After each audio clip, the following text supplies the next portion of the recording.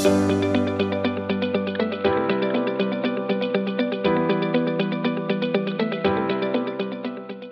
আলাইকুম ওয়া রাহমাতুল্লাহ।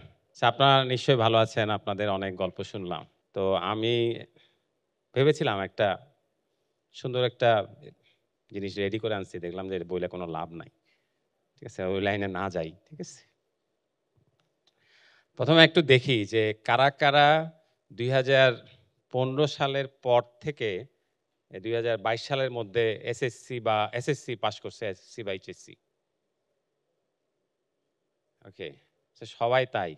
তার মানে তোমরা সবাই আমার ছাত্র কারণ আমার বই পড়ছো। বাধ্যতামূলক ছিল। তাই না? ক্লাস 6 টু ক্লাস 10 তথ্য ও যোগাযোগ প্রযুক্তি যে কম্পালসরি সাবজেক্ট ছিল, সে যে বইটা পড়তে হইছে যেটা আমরা তোমাদেরকে গেলাইছি, সে বইয়ের আমি একজন লেখক। আচ্ছা, তারপর দেখি যে ২০০৯ সাল থেকে ১৪, ১৫, ১৬, ১৭, ১৮ পর্যন্ত কারা ইউনিভার্সিটিতে ভর্তি হইছে? আচ্ছা, এগুলা খুব কম। তাহলে তোমরা ওই যে আবেদন করছো না মোবাইল ফোনে? এই যে ফর্ম নেওয়ার জন্য মোবাইল ফোনে টেলিটকের একটা নাম্বারে পাঠাইতে হইতো। ওই জিনিসটাও আমি বানাইছি। ঠিক আছে? সো তোমাদের সঙ্গে আমার এক ধরনের কানেক্টিভিটি আছে। তাই না? আর কানেক্টিভিটি হচ্ছে প্রোডাক্টিভিটি। মানে তুমি যদি কানেক্টেড থাকো, তাইলে কিন্তু তোমার অনেকখানি কাজ হবে। এরা যারা বলতেছিল এখানে, তারা সবাই কানেক্টেড ছিল। এফএস ভাই একটা বলছে না যে, "তোমাদের কাছে আমরা যাই নাই।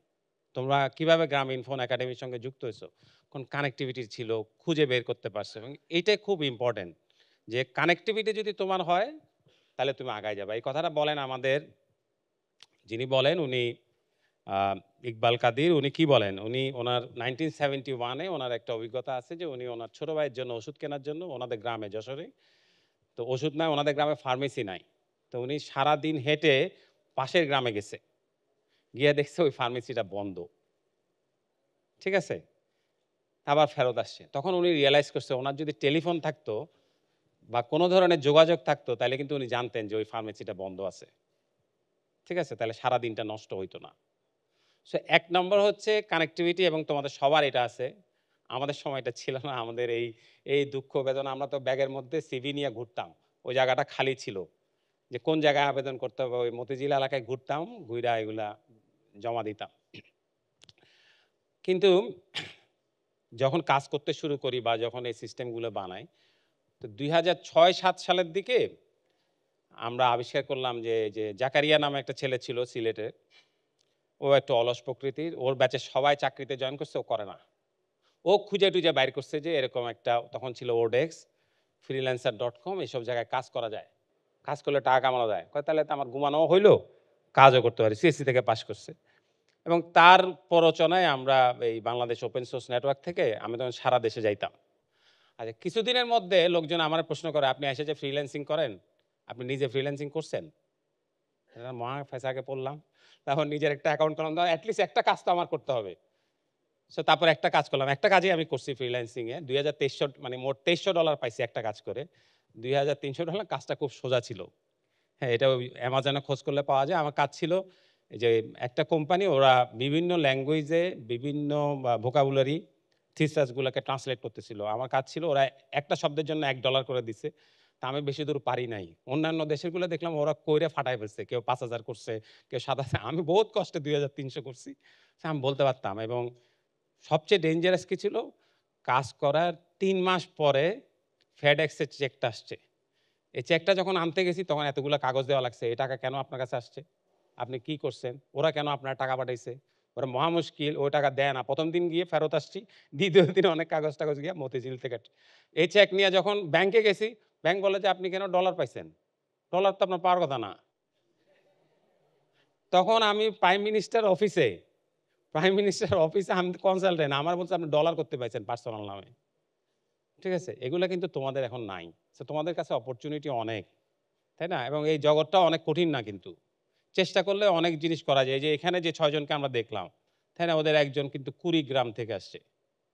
ঠিক আছে? আমি জানি না ও যদি কুড়িগ্রাম থেকে আসতে চায়, ঢাকা পর্যন্ত আসতে ওর কতক্ষণ সময় লাগে। তাই না? সে এই ডিসট্যান্স কিন্তু নাই। দুনিয়া খুব সহজ, ছোট। এবং আরেকটা জিনিস আমার খুব ভাল লাগছে, thank you to the a instructor যে এরা সবাই কমিউনিকেশন এ ভালো। নরমালি এটা হয় না। মানে একটা কোর্সে এতগুলো ভালো কমিউনিকেশন লোক পাওয়া যায় না। সো এবং এই যে এখানে আইসা স্বাচ্ছন্দ্যে বইলা গেল, মানে গ্রামীণ ফোনের সিইও এখানে বইসা আছে। আমার তো ঠ্যাং-টুং কাঁপতো বলার সময়। তাই না? যে উনি প্রশ্ন করতেছে, আমি কোনো নার্ভাস না হয়ে বলতেছি। তোমাদের সময় আমি এটা পারতাম না কিন্তু। ডেফিনিটলি পারতাম না। এইটা কিন্তু তোমাদের একটা বড় অ্যাচিভমেন্ট যে এটাকে কাজে লাগাইতে পারো কিনা। এবং এই কাজগুলো থাকে। বাকি কথাগুলো তো ইয়াসিরা বলে, আমি ওই লাইনে যাব না। আমি তোমাদেরকে কয়েকটা গল্প বলি। ১ম গল্পটা হচ্ছে, এটা অনেক পুরানো গল্প। আমার ধারণা তোমরা অনেকেই এই গল্পটা পড়ছো। তো এক রাজা, তার মনে প্রশ্ন হইছে, what is the most important time? Who is the most important person? And what to do? What is the purpose of life? বিভিন্ন জনে জিজ্ঞেস করে, একেকজন একেকটা উত্তর দেয়। বেশিরভাগ কিন্তু রাজারে খুশি করার জন্য বলে যে, আপনি হচ্ছেন মোস্ট ইম্পোর্টেন্ট লোক। আপনি ছাড়া ইম্পোর্টেন্ট লোক কে আছে দুনিয়াতে? আর কোনো লোক নাই। কাজে সবকিছু হইলো আপনারই। রাজার তো এটা পছন্দ হয় না। এটা হইলে তো সে আর এই প্রশ্ন করত না। তখন এক লোক বলল যে, "স্যার, আপনার এটা জবাব আপনি পাইতে পারেন। ওই জঙ্গলের মধ্যে একজন খুব জ্ঞানী লোক আছে, তার কাছে যান। উনি আপনার প্রশ্নের জবাব দিতে পারবে।" তো রাজাও গেলেন। সাধারণ বেশভূষায় গেছেন। গিয়ে ওই জ্ঞানী লোককে বলছেন যে, "আমার ৩ টা প্রশ্ন আছে, জবাব দেন।" তো জ্ঞানী লোকটা তখন কাঠ কাটতেছিল। কোনো পাত্তা দেয় নাই। তো রাজা তো বুঝতে পারতেছে না। সে যে রাজা এটা তো বলেও নাই। তখন ভাবলো যে এক কাজ করি, দেখি এই লোককে পটান যায় কিনা। তখন বলল যে, "আমি একটু আপনার কাঠ কেটে দেই।" বলছে, "কাটেন।" তো তারা কাটতেছে। একটু পরে দেখা গেল রাজার লোকেরা রাজার একজন খুব পুরাতন শত্রুকে ধরে নিয়ে আসছে। ঠিক আছে? আয়না, তো রাজা খুব অবাক। ১ম বলল বকা দিয়ে, "তোমরা কেন আমাকে ফলো করছো? আমি তো নিজে।" বলছে, "স্যার, আপনি তো রাজা। আপনাকে তো আমরা ছেড়ে দিতে পারি না। আমরা গভীর পিছন থেকে আসছি।" "আপনি যে একা, একা আসছেন, এই লোকটা সেটা টের পাইছে। ও আপনার অনেক পুরনো শত্রু এবং সে চিন্তা করছে আপনি যখন এখান থেকে ফেরত যাবেন তখন আপনাকে মেরে ফেলবে।" তাকে ধরছে, নিয়ে গেছে। তখন ও জ্ঞানী লোকটা বলছে যে, "তুমি কি তোমার প্রশ্নের জবাব পাইছো?" রাজা বলছে, "না, পাই নাই।" বলছে, "তুমি যদি আমাকে সাহায্য না করতা, তাহলে কি হইতো?" বলছে, "আমি ফেরত যাইতাম।" "তাহলে ফেরত গেলে কি হইতো?" "ওই লোক তোমারে মেরে ফেলতো।" সে, "এইবার কি জবাব পাইছো?" বলছে, "না, তাও বুঝি নাই।" তখন বলতেছে যে, "তোমার জীবনের সবচেয়ে গুরুত্বপূর্ণ সময় কি? নাও, এখন। মানুষ কিন্তু মনে বাঁচে। সো তোমাকে একে তো বাঁচে না, মানুষ কিন্তু অতীতেও বাঁচে না। মানুষ হলো বর্তমানে বাঁচে। সো তোমাকে এখন হইলো তোমার জন্য মোস্ট ইম্পোর্টেন্ট। তোমার জন্য মোস্ট ইম্পোর্টেন্ট পারসনটা কে?" রাজার জন্য ওই সময় মোস্ট ইম্পোর্টেন্ট পারসনটা কে ছিল? জ্ঞানী লোকটা। তার মানে তোমার জন্য মোস্ট ইম্পোর্টেন্ট লোক হচ্ছে তুমি যার সঙ্গে আছো সে। ঠিক আছে? আর 3rd হচ্ছে ওই লোকটার ভালো করা হচ্ছে তোমার জীবনের উদ্দেশ্য। তুমি যদি আমার জন্য ভালো, আমার ভালোর জন্য যদি কাট না কাটতা তাহলে তুমি মরে যাইতা। সো ৩ টা জিনিস যদি আমরা একটু মাথায় রাখি, ঠিক আছে? তাহলে জীবনটা অনেক পাল্টাই যাবে। যে আমি, আমার জন্য সবচেয়ে গুরুত্বপূর্ণ কি? এখন। আমার জন্য সবচেয়ে গুরুত্বপূর্ণ লোককে, আমি যার সঙ্গে আছি। ঠিক আছে? এবং তার ভালো করাটা হচ্ছে আমার কাজ। এইটা কিন্তু উত্তম ইবাদতও। যে মানুষের জন্য আমি একটা কিছু করব। এবং সেজন্য তো রেডি হইতে হবে নিজেকে। তাই না? তো প্লেটো গেছিল সক্রেটের কাছে গিয়ে বলছে যে, "ওস্তাদ, এই যে দেশপ্রেম বলি, তারপরে মানুষকে আমরা উদ্বুদ্ধ করি, নানান কিছু বলতে থাকি। দেশের ব্যাপারটা কিভাবে বললে সবচেয়ে ভালো হয়?" বলছে, "দেশবাদ।" শুনে খুব নার্ভাস হয়ে গেছে যে সারাদিনে তো দেশ, দেশ করে এটাই তো আমি, এটা বিক্রি করেই তো খাই। তাইলে কেমনে হবে? বলছে, "দেশের কথা বলা যাবে না।" বলছে, "তাহলে কি বলতে হবে?" "তাহলে বলতে হবে তোমার যেটা কাজ সেটা ভালো মতো করো। ওইটাই দেশপ্রেম।" মানে তুমি যদি দেশকে ভালোবাসতে চাও, তুমি চিন্তা করো ও যে সিলেটে থাকে, তাই না? ওই যে কুড়িগ্রামে থাকে, ও দেশকে কিভাবে ভালোবাসবে? the ফার্স্ট থিং তোমরা সবাই করছো। ওই যে ১ম প্রেজেন্টেশনে খেয়াল করছো 1.9 মিলিয়ন বলছে বা 2.2 মিলিয়ন বলি আমরা। সো 2.2 মিলিয়ন লোকের মধ্যে তোমরা আছো। তুমি কি করতেছো? রাষ্ট্রকে একটা বড় জায়গা থেকে বাঁচাই দিছো যে তোমার জন্য আমার রাষ্ট্রকে একটা নতুন চাকরি তৈরি করতে হচ্ছে না। এটাই তো দেশের জন্য বড় কাজ। এর থেকে বড় কাজ আর কি হইতে পারে যে তুমি তোমার কর্মসংস্থানের ব্যবস্থা নিজে করে নিছো। সেটা সবচেয়ে বড় কাজ এবং সেটা তুমি কেন পারছো? নিজের কাজটা ভালো মতো করছো বইলা। ইয়াসির কেন তোমাদেরকে ভালো করতে পারছে? কারণ সে ওই যে পারপাস অফ লাইফ, যে এরা আমার মেন্টি, ওদেরকে ভালো করতে হবে। ওরা ভালো করলে আমি ভালো থাকবো। তোমরা চিন্তা করছো যে আমি যদি ভালো করতে পারি, যে মেয়েটা এখানে আসলো বলল যে হাসপাতালে ছিল সে। সো এর মধ্যে দিয়ে তো তোরা বের হইছে। সো ওরা সবাই কিন্তু ওই জিনিসটাই চিন্তা করতেছে যে আমি কিভাবে ভালো থাকবো, আমি কিভাবে কাজটা করব, কিভাবে আমি অন্যজনকে সাহায্য করতে পারবো। তবে কাজ, কাজ, কাজ করলে হবে না। মানুষ কি? আমরা কি হিউম্যান ডুইং নাকি আমরা হিউম্যান বিইং? তাই আমরা তো হিউম্যান ডুইং না। সো ডোন্ট সারাদিন কাজ করো না। ঠিক আছে? সারাদিন কাজ করলে একদিন সকালবেলা দেখবা আমার মতো চুল-টুল পাকে গেছে। অনেক কিছু করা হয় নাই। এইগুলো করার দরকার নাই। মানুষের অনেক টাকা লাগে না। মানুষের জীবনে অনেক কিছু লাগে না। তুমি তোমার নিজের জীবনটা নিজের মতো করে সাজাও। ছোট্ট জিনিস হইতে পারে। ওই যে বলল না জীবনে ১ম বার ঢাকায় আসছে। অনেক লোক আছে। আমাদের একটা ছেলেকে আমরা ১ম বার যাকে হার্ভার্ডে পাঠাইছি গণিত অলিম্পিয়াড থেকে, কুষ্টিয়া থেকে হার্ভার্ডে গেছে। ঢাকায় এসেছে। তো এই যে পুরা জিনিস ঠিক আছে? এখানে এক মা আছে ওনার মেয়ে এবার এমআইটিতে ভর্তি হইছে। তো এই যে পুরা জিনিসগুলা এইগুলার মধ্যে তো না ওই যে কানেক্টিভিটি ইস প্রোডাক্টিভিটি যেটা তোমাদেরকে গ্রামীণ ফোন দিচ্ছে, ও গ্রামীণ ফোনের উদ্যোক্তা উনি ১ম বলছিলেন। এবং উনি ১ম বলছেন যে গরিব মানুষ কানেক্টিভিটির জন্য বড়লোকদের থেকে বেশি টাকা খরচ করে। সেজন্য উনি যখন এই ভিলেজ ফোনের কথা সব জায়গায় গিয়ে বলছে, সবাই বলছে, "না, না, না এরা কেমনে বিল দিবে?" তখন তো অনেক টাকা বিল ছিল। তখন কানেক্টিভিটি অনেক। এখন না তুমি সস্তায় কথা বলতে পারো, সস্তায় ডেটা পাও। তখন তো ছিল না। উনি তখন হিসাব করে দেখাইছে যে এটা সম্ভব। এবং তোমরা যদি একটু ফোরসাইট দেখো 1994 এ ইকবাল কাদের চিন্তা করতেছে ২০ বছর পরে যে কম্পিউটিং ফেসিলিটি ওই যে মুরসের ল যে ৳১,০০০ যেটা হয় সেটা ৳২০ য় নামে আসবে। তা আমি ২০ বছর পরের কথা চিন্তা করি। তখন তো লোকের কাছে যাবে। তখন কিন্তু সেজন্য নাইলে কিন্তু ধরো এই যে যখন বাংলাদেশে গ্রামীণফোন 96 এ না 97 এ 97 এ তখন যে কোম্পানি ছিল আরেকটা যে মোবাইল কোম্পানি ছিল প্রতি মিনিট কথা বলতে ৳১০ ৳১২ দেওয়া লাগতো। এত বড় একটা সেট ছিল। তাই না? তো এটা তো আমাদের পক্ষে অ্যাচিভ করা সম্ভব ছিল না। মানে এভেইল করা সম্ভব ছিল না। তো ওই সময় উনি চিন্তা করতেছে আমি যদি এখন শুরু করি ওই ২০ বছর পরে গিয়ে সব মানুষের জন্য এটা হবে। সেইজন্য কিন্তু এখন সবার কাছে যাওয়া গেছে। তাই না? আমরা এখন আরেকটা জিনিস করতেছি, চেষ্টা করতেছি, পারবো কিনা জানি না। সেটা হচ্ছে এই যে মোবাইল নেটওয়ার্ক করতে হলে কি লাগে? স্পেকট্রাম লাগে। এটা তো আল্লাহর দেওয়া নিয়ামত। এটার জন্য অনেক টাকা নেওয়ার দরকার নাই আপফ্রন্ট এ। তাই না? ওই যে আমি বলি যে এটা আপফ্রন্ট এ অনেক টাকা নিয়ে সেই টাকা দিয়ে মানুষের সাহায্য করা হচ্ছে গরু মেরে জুতা দান করা। যে আমি আপফ্রন্ট এ অনেক টাকা নিলাম, নিয়ে বললাম যে এই টাকা দিয়ে আমি মানুষের ভালো করব। আমি যদি আপফ্রন্ট এ টাকাটা না নেই তাইলে কিন্তু ওই যে ৳৯ য় ৩২ এমবি তাকে হিসাবটা করতে হয় না।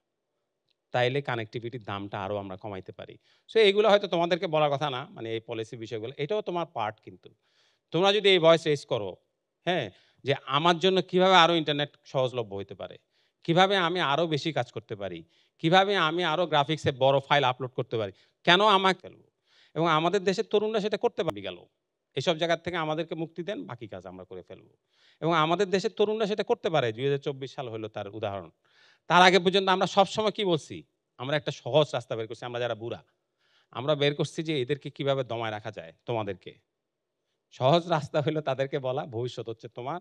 বর্তমানে লুটপাট যা করার আমি করে নেই। ঠিক আছে? তোমাদেরকে এই কাজের মধ্যে আসার দরকার নাই। কিন্তু তোমরা প্রুভ করছো, ইউ প্রুভ ইট যে তোমরা বর্তমানটা তোমাদের দরকার।